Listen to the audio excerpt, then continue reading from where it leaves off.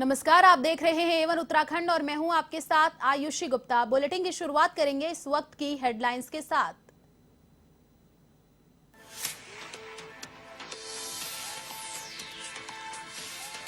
PM Modi ने की मन की बात। पीएम ने किया कार्यक्रम के 82वें संस्करण को संबोधित। 100 करोड़ वैक्सीनेशन से मिली देश को बड़ी सफलता।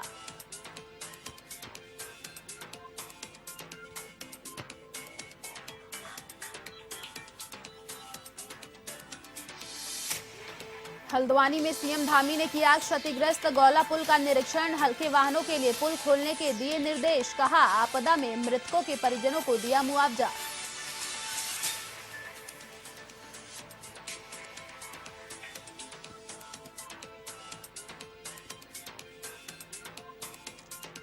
मांगों को लेकर पर्वतीय सरकारी सस्ता गल्ला विक्रेताओं का प्रदर्शन। हड़ताल पर रहने के राशन वितरण व्यवस्था चरमराई। पूर्व मुख्यमंत्री हरीश रावत से मुलाकात कर सौंपा ज्ञापन, तो रावत ने कसा सरकार पर तंज।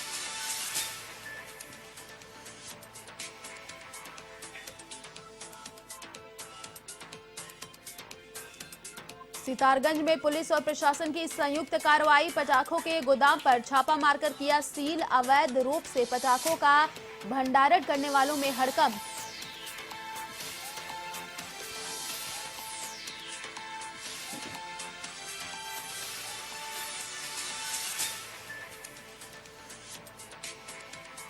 देश भर में करवा चौथ पर्व की धूम। पति की लंबी आयु की कामना के लिए सुहागिनों ने रखा व्रत। असम में सबसे पहले तो महाराष्ट्र में सबसे आखिरी में दिखेगा चांद।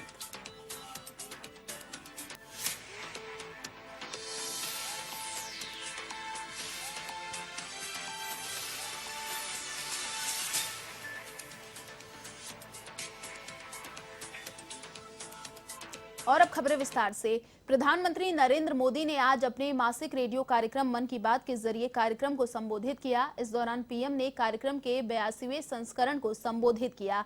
साथ ही 100 करोड़ वैक्सीनेशन को देश के लिए बड़ी सफलता बताया। पीएम मोदी ने इस दौरान स्वास्थ्य कर्मियों की हौसला भी अफजाई की। इसके अलावा उत्तराखंड की पूनम नौटियाल से भी फोन पर बात की। इसके बाद पीएम मोदी ने कहा, सरदार साहब कहते थे कि हम अपने एकजुट उद्यम से ही देश को नई महान ऊंचाइयों तक पहुंचा सकते हैं। अगर हम में एकता नहीं हुई तो हम खुद को नई नई विपदाओं में फंसा देंगे। यानी राष्ट्रीय एकता है तो ऊंचाई है, विकास है। हमारी आजादी का आंदोलन तो इसका सबसे बड़ा उदाहरण है।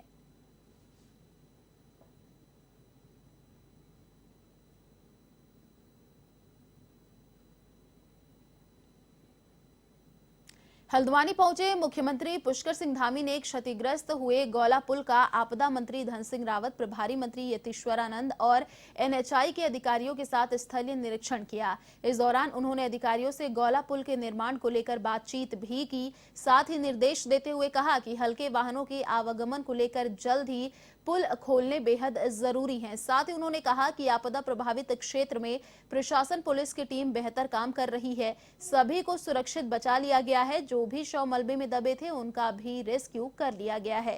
साथ ही आपदा प्रभावित क्षेत्रों में पीड़ितों को खाद्य सामग्री भी उपलब्ध करा दी गई है। विद्युत आपूर्ति और पेयजल व्यवस्था को भी ठीक करने का काम किया जा रहा है। जिन लोगों की मौत इस आपदा में हुई है उनके परिजनों को भी मुआवजा दिया जा रहा है।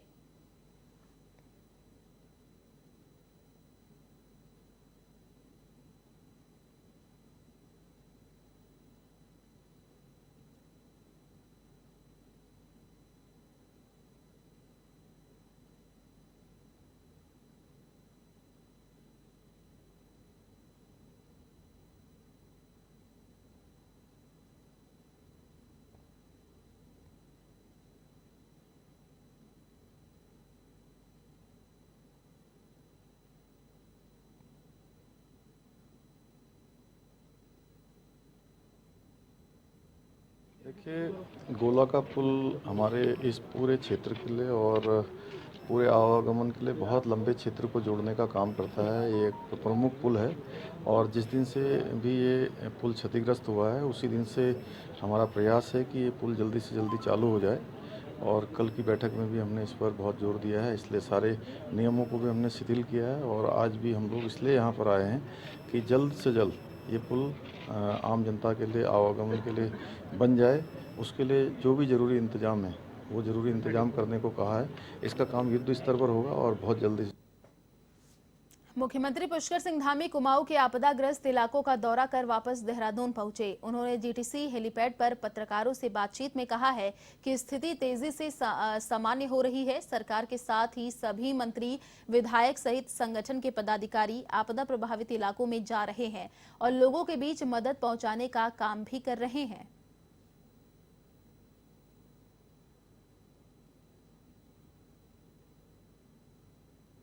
धीरे सामान्य हो रही है। राहत कार्य तेज़ी से चलाए जा रहे हैं और हम लोगों की पूरी सरकार ग्राउंड जीरो पर जाकर जो है सारे कामों को देख रही है। मैं स्वयं जा रहा हूँ, सभी मंत्रीगण जा रहे हैं, हमारे सब विधायकगण जा रहे हैं, संगठन के हमारे प्रदेश अध्यक्ष जी समेत पूरी टीम लगी हुई है। जहाँ भी जैसी ज़रूरत है उसके हिसाब से हम लोग काम कर रहे हैं। कुमाऊं के आपदाग्रस्त क्षेत्रों का दौरा करने के बाद हल्द्वानी पहुंचे उत्तराखंड सरकार में आपदा प्रबंधन मंत्री धन सिंह रावत ने एवन टीवी से की खास बातचीत। क्या कुछ कहा आपदा प्रबंधन मंत्री ने, आप भी सुनिए। मेरे साथ मौजूद है आपदा प्रबंधन मंत्री धन सिंह रावत जी। आइए उनसे बात करते हैं। सर, आपदा के बाद लगातार आप भ्रमण कर रहे हैं, हवाई दौरा कर रहे हैं, सीएम साहब के साथ लगे हुए हैं। अभी नैनीताल जिले में किस तरह यहाँ पर सर आया है चीज़ें और किस तरह देखते हैं? देखिए, आज मुख्यमंत्री जी और हम लोग पहले चंपावत गए थे। चंपावत में जिन भी परिवारों में आपदा आई, जिनकी डेथ हुई, उनके घर में सांत्वना देने भी गए, उनको चेक देने भी गए मुख्यमंत्री जी के। फिर हम लोग धारचूला गए, धारचूला के बाद पिथौरागढ़ गए, पिथौरागढ़ के बाद अल्मोड़ा गए और अभी हम हल्द्वानी में हैं। और मैं कह सकता हूँ कि इतिहास में जब जब आपदाएं आते हैं तो बहुत कष्टकारी होते हैं, लेकिन सरकार की तरफ से हर मोर्चे पे जो है इस बार काम किया गया। आपने देखा होगा कि 3 घंटे में भारत के प्रधानमंत्री जी ने 3 हेलीकॉप्टर हमको वायुसेना के यहाँ भेज दिए और लगभग 500 से ज़्यादा लोगों को हम रेस्क्यू करा चुके हैं। आपने देखा होगा कि 1,10,000 लोग हमारे यात्रा रूट पे थे, बद्रीनाथ, केदारनाथ, गंगोत्री, जमुनोत्री, और एक भी यात्री को कोई दिक्कत इस आपदा में नहीं आई।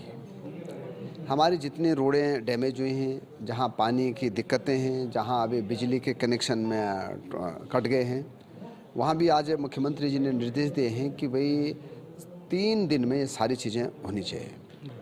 सड़कें भी हमारी लगभग 80% खुल चुकी हैं और आज आपदा मद से मुख्यमंत्री जी ने कहा कि नैनीताल जिला और उधम सिंह नगर को 50 करोड़ पेड़ देने की भी आज यहाँ पे उन्होंने कह दिया है। पैसे की भी समस्या नहीं है और मुझे बड़ी खुशी है कि आज जब हम समीक्षा बैठक ले रहे थे अल्मोड़ा में, तो 90 लाख अभी तक मुआवजा दे चुके हैं हम लोग। और अभी नैनीताल जिले की जब मुख्यमंत्री जब हम लोग बैठक समीक्षा ले रहे थे तो यहाँ भी 95 लाख अभी तक मुआवजा दे चुके हैं। और जो मृतक परिवार हैं उनको 4-4 लाख रुपए सरकार की तरफ से दिए जा रहे हैं। सर, वहीं बात करें उत्तराखंड की बात करें तो पर्यटन जो है सबसे बड़ा जरिया है कमाई का, वो कहीं ना कहीं खासा प्रभावित हुआ है और हर साल का यही नज़ारा रहता है। पर्यटन कहीं ना कहीं अब डर उनके अंदर बैठ गया। पर्यटन को समझाने के लिए कि उत्तराखंड आए, यहाँ पर सौंदर्य का मजा लें, 10 चीज़ें किस तरीके से देख रहे हैं, पर्यटन को कैसे समझा पाएंगे? हमारी सरकार ने पहले दिन ये निर्णय लिया जब हमको 16 तारीख को मौसम विभाग ने कहा कि 18-19 को भारी बारिश आ सकती है, तो हमने जितने तीर्थयात्री थे, जो हमारे पर्यटक थे उत्तराखंड में, उनको ये कहा कि एक दिन आप अपने अपने स्थानों पर रुक जाइए। उत्तराखंड में विधानसभा चुनाव 2022 में होने हैं। ऐसे में तमाम राजनीतिक दल तैयारियों में जुट गए हैं, लेकिन विधायकों की ओर से अभी तक अपनी विधायक निधि को पूरी तरीके से खर्च नहीं किया गया। विधायक निधि पूरी खर्च न किए जाने को लेकर बीजेपी और कांग्रेस के नेताओं में जुबानी जंग शुरू हो गई है। कांग्रेस के नेताओं के मुताबिक आरटीआई के जरिए जो जानकारी मिली है उसके मुताबिक बीजेपी के विधायकों में अधिकांश विधायकों ने अपनी विधायक निधि का 60% भी खर्च नहीं किया है, जबकि कांग्रेस के विधायकों ने सबसे ज्यादा विधायक निधि को खर्च किया है। इतना ही नहीं, कांग्रेस के नेताओं ने आरोप लगाते हुए कहा कि प्रचंड बहुमत की सरकार में बीजेपी के विधायक अपनी अपनी जनता की आवाज को बुलंद करने के अलावा उनकी समस्याओं का समाधान करने में विधायक निधि का इस्तेमाल ही नहीं करते हैं। हालांकि बीजेपी के नेताओं का कहना है कि बीजेपी के तमाम विधायकों की ओर से जो प्रस्ताव लाए गए हैं वे सभी पाइपलाइन में हैं और आने वाले समय में पूरी विधायक निधि विकास के कार्यों में खर्च की जाएगी।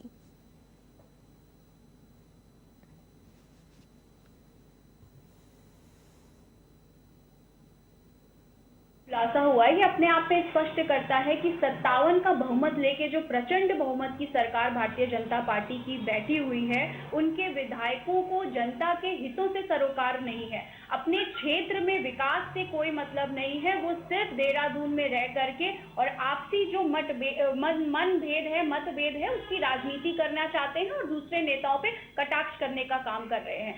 सबका अलग अलग मापदंड है, लेकिन अभी कई लोग हैं जो बहुत अच्छा जिन्होंने काम किया है, विधायक निधि का पूरा लाभ लिया है। कई लोग हैं जिनकी विधायक निधि कम खर्च हुई है, और मैं ये कह सकता हूं कि जिनकी कम खर्च हुई है उनके लिए भी एनालिसिस करना आवश्यक है। लेकिन ये कब से कब तक का है, डेट वाइज, कि भाई कुछ लोग ऐसे होते हैं वो राजनीति में अपनी विधायक निधि को बचा के रखते हैं, आखिरी समय में चाहते हैं कि पॉलिटिकल माइलेज लें तो उस समय उसका पूरा उपयोग करें। तो ये कब से कब तक की है, जरा इसकी पूरी जानकारी मिल जाए तो मुझे लगता है तभी कुछ इस पे सही लाइन पे कोई जवाब देना मुनासिब रहेगा। उत्तराखंड में आगामी चुनावों को देखे हुए आया राम गया राम की राजनीति चल रही है। इसी कड़ी में कांग्रेस के बागी विधायकों की घर वापसी को लेकर भी काफी संभावनाएं जताई जा रही हैं, लेकिन कांग्रेस के दिग्गज नेता हरीश रावत ने बागी विधायक के लिए एक फरमान जारी किया था कि कांग्रेस पार्टी में वापसी के लिए पहले उन सबको माफी मांगनी पड़ेगी।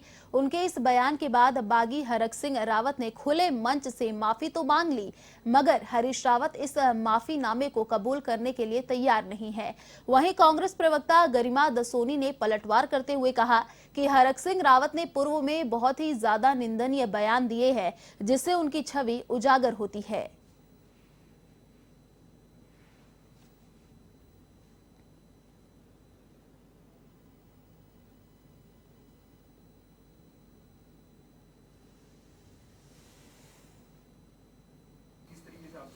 देखो, मैंने पहले भी कहा, मेरा छोटा भाई है और मैं चैंपियन हो गया, तुम भी मुझे गाली दे दोगे तो मैं तब भी सहन कर लूंगा, कोई फर्क नहीं पड़ता। अब वो हरीश भाई, मैं तो हरीश भाई को बड़ा भाई कहता हूँ, हरीश भाई नहीं सहन कर पाता, लेकिन हरक सिंह रावत में इतने कोई तो रावत होना चाहिए सहन करने वाला, इसलिए चैंपियन कुछ भी बोल दे उसलिए साथ वहां पर कुछ भी दे दे, गाली दे दे, मेरा भाई है, भाई रहेगा। तुम कितना ही कोशिश कर लो कि भाई उसके बोलने से वो और मेरा प्रेम कम नहीं हो। हरीश भाई के लिए भी है, मैं तो अब हरीश भाई के लिए कर दे, बड़ा भाई है भैया, जो बोले। अब मैं हरीश भाई मुझे कुछ भी बोल दे, हरीश भाई आज मेरे चोर बोल दे, हरीश भाई मुझे अपराधी बोल दिया और कुछ भी बोल दे, मैं तो सब भगवान हरीश भाई के चरणों में है, हम तो उनके नतमस्तक हैं, बड़े भाई है, वो कुछ भी बोल सकते हैं, उनको सारे खून माफ होने के लिए। अच्छी बात है कि आत्मग्लानि से इस वक्त माननीय हरक सिंह जी परिपूर्ण नजर आ रहे हैं, क्योंकि पिछले दिनों जो बयान उनके आए वो बहुत ही निचले स्तर के बयान थे और ऐसा लग रहा है उनके बयानों को देखकर, वर्तमान बयानों को देखकर, कि वो पश्चाताप में जल रहे हैं। वहीं दूसरी ओर माननीय हरीश रावत जी एक परिपक्व राजनीतिज्ञ हैं, उन पर कोई असर नहीं पड़ता, आप कितना भी छीटाकशी करें या कितने भी आप इस तरह के लांछन लगाएं, उन जैसे नेताओं पर लोगों के बोलने का फर्क नहीं पड़ता। और ये माननीय हरक सिंह जी की वापसी को लेकर ये बयानबाजियां हो रही हैं, किस वजह से हो रही हैं, ये तो माननीय हरक सिंह जी ज्यादा बेहतर बता सकते हैं। अल्मोड़ा के विकासखंड भिकियासैंड के ग्राम रापड़ में पहाड़ी से मलबा आने मकान ध्वस्त हो गया है। आपको बता दें, जिसमें पत्रकार आनंद नेगी और उनके 2 परिजनों की मौत हो गई थी। ऐसे में पूर्व मुख्यमंत्री हरीश रावत पत्रकार नेगी के घर पहुंचे और श्रद्धांजलि अर्पित की। इस दौरान उन्होंने कहा कि आनंद नेगी ने निष्पक्ष पत्रकारिता के माध्यम से क्षेत्र का नाम रोशन किया। कांग्रेस उनके परिवार की हर संभव मदद करेगी। इस मौके पर कांग्रेस प्रदेश अध्यक्ष गणेश गोदियाल, विधायक करण माहरा, कांग्रेस नेत्री गंगा पंचोली ने भी शोक संतप्त परिवार को सांत्वना दी।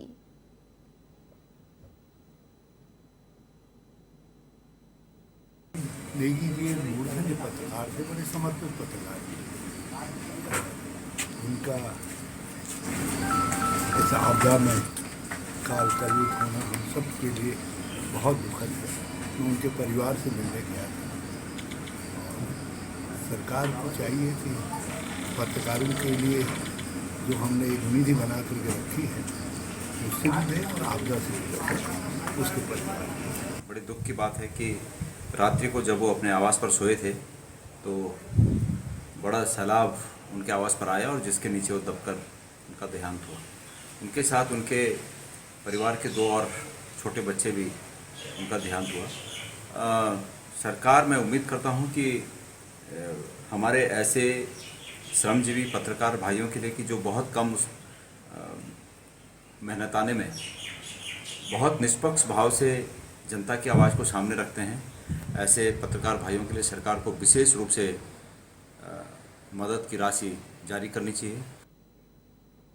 हरिद्वार में अवैध नशाखोरी के खिलाफ शिवालिक नगर से रानीपुर विधायक ने अभियान चलाया। विधायक आदेश चौहान ने बताया कि अवैध नशाखोरी पर अंकुश लगाने के लिए लगातार कार्रवाई की जा रही है। साथ ही पुलिस अधीक्षक ने भी कार्रवाई का आश्वासन दिया है। इसके बाद उन्होंने युवाओं के माता पिता से ये भी अपील करते हुए कहा कि उन्हें अपने बच्चों पर ध्यान देना होगा। इसके साथ ही समाज को भी इस नशाखोरी पर अंकुश लगाने के लिए आगे आना होगा, तभी इस नशाखोरी से समाज को मुक्त कर सकते हैं।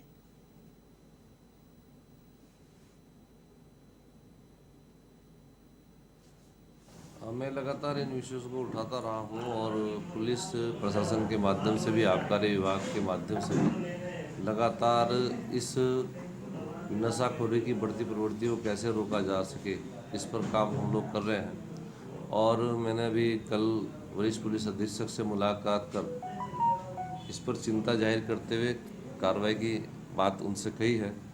अभी 3 दिन पहले ज्वालापुर के अंदर भी मैंने कहा था तो कुछ कार्रवाई वहाँ मुझे होती दिखाई दी कि जो लोग सड़क के किनारे खड़े होकर मदिरा का सेवन करते हैं तो उनके खिलाफ वहाँ कार्रवाई की गई है।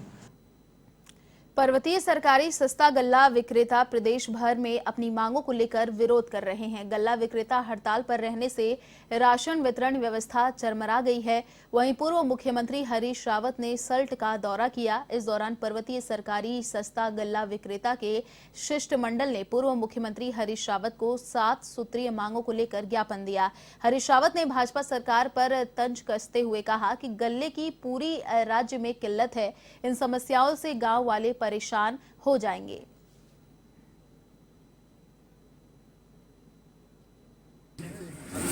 गले की सारे राज्य में किल्लत हो गई। आपदा, एक तो आपदा और उस पर गल्ला विक्रेताओं की दिक्कत, अब मनरेगा की दिक्कत आने वाली है। ये तीनों से गांव घर के लोग परेशान हो जाएंगे।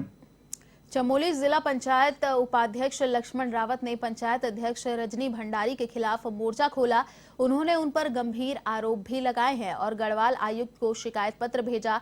उन्होंने रजनी भंडारी पर वित्तीय अनियमितताओं का आरोप लगाया। साथ ही कहा कि अध्यक्ष रजनी भंडारी के विवेकाधीन कोष का अधिकांश उपयोग उनके पति की विधानसभा क्षेत्र में किया जा रहा है और वार्ड सलना में पुराने गेटों पर टाइल्स लगाकर उन्हें नया दिखाते हुए भुगतान किया गया है। उन्होंने इन वित्तीय अनियमितता की जांच की मांग की।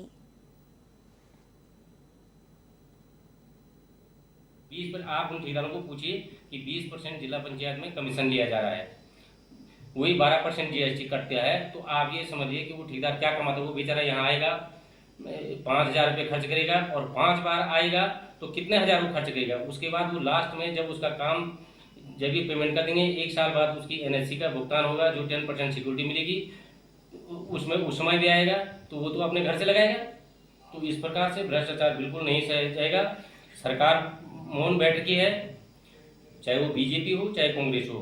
मैं किसी पार्टी का जिला पंचायत न सदस्य हूँ न उपाध्यक्ष हूँ। मैं निर्विरोध जिला पंचायत उपाध्यक्ष बना था और निर्दलीय जिला पंचायत उपाध्यक्ष हूँ। मुझे किसी से डरने की जरूरत नहीं है। अगर किसी ने मुझे धमकाने की बात की तो मैं नहीं डर सकता हूँ।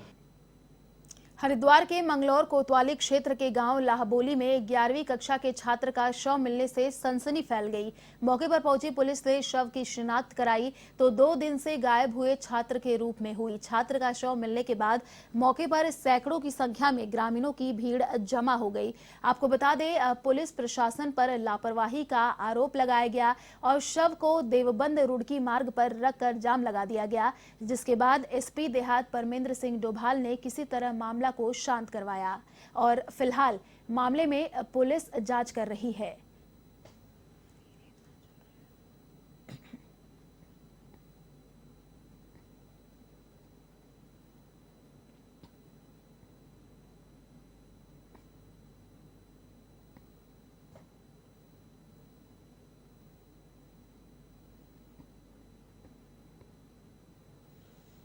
फिलहाल इस बुलेटिन में इतना ही। देश और दुनिया की तमाम बड़ी खबरों के लिए देखते रहिए A1 टीवी। नमस्कार।